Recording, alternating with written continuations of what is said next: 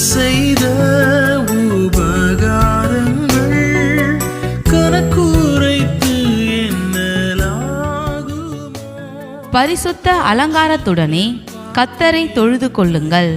பூலோகத்தாரே, நீங்கள் யாவரும் அவருக்கு முன்பாக நடுங்குங்கள். 96 சங்கீதம் 9 கையில் ஏந்தி இரட்சகர்